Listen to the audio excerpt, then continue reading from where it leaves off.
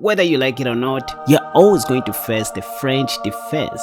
Chess is not just about e4, e5 stuffs or d4, d5 stuff. It's so dynamic. And so what I want to do in this video is to show you a simple gambit that you can use against the French defense or an opening that may transpose into the French defense like that.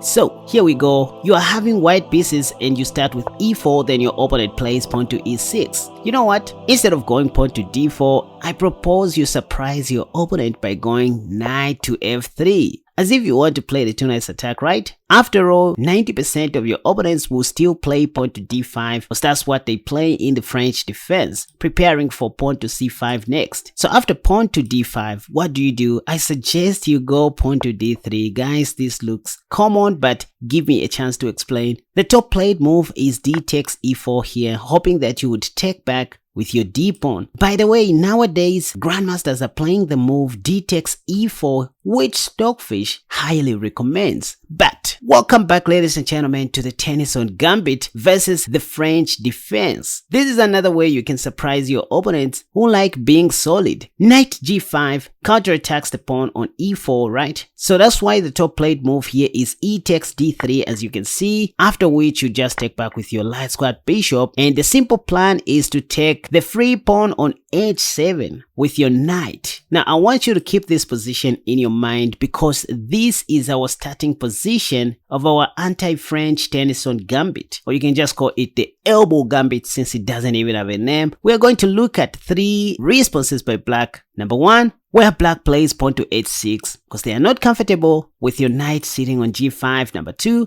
where black plays knight to f6, and number 3, where they play bishop e7. Lastly, we are going to look at the decline variation. So your beginner opponents will most likely play pawn to h6. You don't have to retreat your knight, you can just go queen h5, since now they can't take your knight because you're going to take their free rook on h8. Now see, there are 4 common responses in this position, all of which are not good enough. For example, the third common move in this position in the Lichess database is knight to f6. But that allows mate in 1, and I don't know why this happens. But anyway, instead of knight to f6, your opponents might try pawn to g6.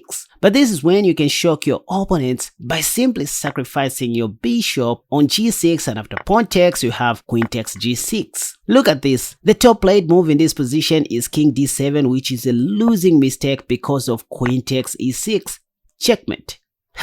Anyway, in case black plays king e7, you still have queen f7 check, and after something like king d6, yes, there are so many things that you can do, such as knight c3 in preparation for this, and castle long after developing your dark squared bishop, or just go bishop f4 right away, which is the top played move, yet it's not good enough. Speaking of strategy, you need to play a move that has a better continuation. For example, I would play something like queen g6. Why? Because now I'm renewing the threat of going knight f7 check, which might win the queen on d8. And if something like king c6 is played, I still have knight f7 double attacking the queen and the rook. If queen e8, at worst I can just take the rook on h8, but why taking the rook if I have a better move, knight e5 check? After all, the king can't go back to d7, and so on the next move, I'm just going to win the free queen on e8. Anyway, instead of king c6, after playing queen g6, what if black just takes the knight? Well, after this, you have queen d3 check, and on the next move, you are assured of winning the queen on d8. If black goes back, which is the only defensive move, trying to hold on to the queen, you have bishop takes g5 check, and whatever black does, you are assured of winning the free queen on d8. I mean, king takes f6, you go queen takes d8, which is check. So black has no time to give this check, by the way. Anyway, so back to our h6 position, where we play queen h5 on move 6. So far we've looked at knight to f6 and pawn to g6, but what if black plays queen f6? Well, same story, same mistake. We just go knight takes f7, threatening to capture the free rook on h8 next. If queen takes f7, the top played move, you just play bishop g6, pinning the queen to the king, game over.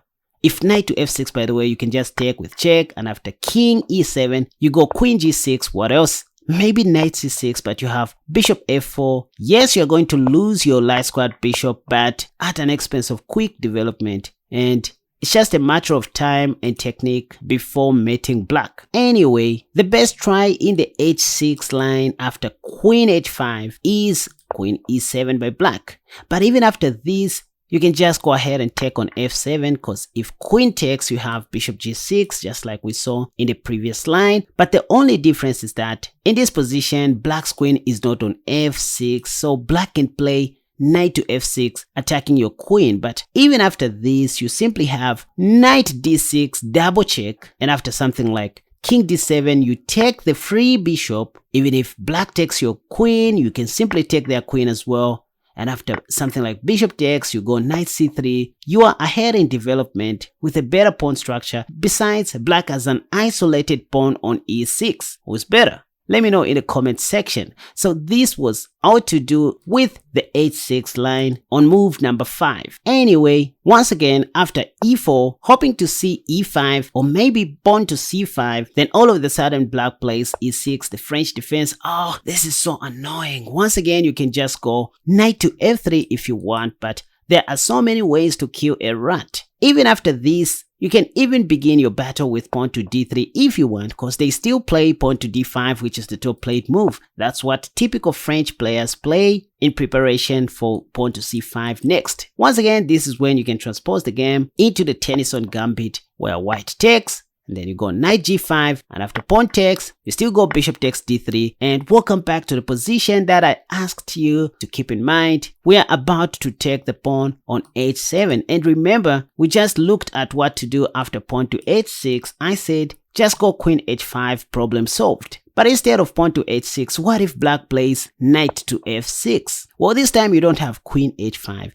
But there is one thing that I want to show you in this position. Whenever you see knight f6 in this specific line, always remember to go knight c3. Why? Because if you don't play this, black might play pawn to h6, and then you'd love to retreat your knight here. So playing knight c3 allows you to connect your knights in case of pawn to h6. You can simply go knight ge4, so that if knight takes, you take back with your other knight. Simple stuff. Besides, black doesn't have pawn to f5 because of queen h5 check. If bishop e7 is played, maybe they want to castle short. Well, you have queen g4. So the flexibility to attack is what I'm talking about. There is no pawn to f5, by the way. You simply have queen g6 check at worst, or even better, just capturing the pawn on g7. If black castles short, you have bishop takes h6. You're going to see most of your beginner opponents making these simple mistakes. Let's say bishop f6. See the beauty of this line, you guys. You can always castle long given a chance. And after something like knight c6, like what they play, you go knight takes f6. If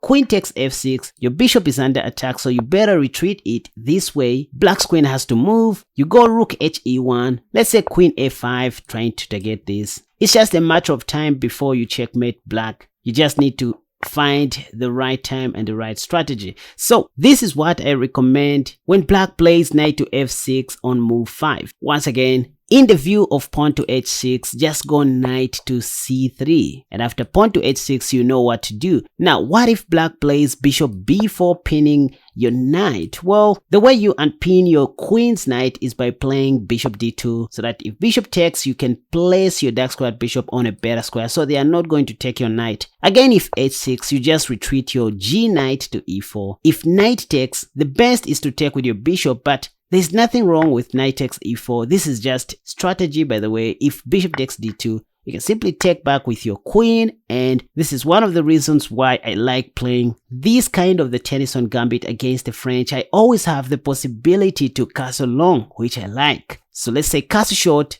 And you know what? You don't have to memorize this stuff once again. It's up to you to choose a better strategy that works for you. For example, pawn to g4 right away is good, because this is an early expansion on the king side. Or you can probably put your king to safety first, so that after anything, you now go pawn to g4. Then you are going to continue playing as highlighted. Game over.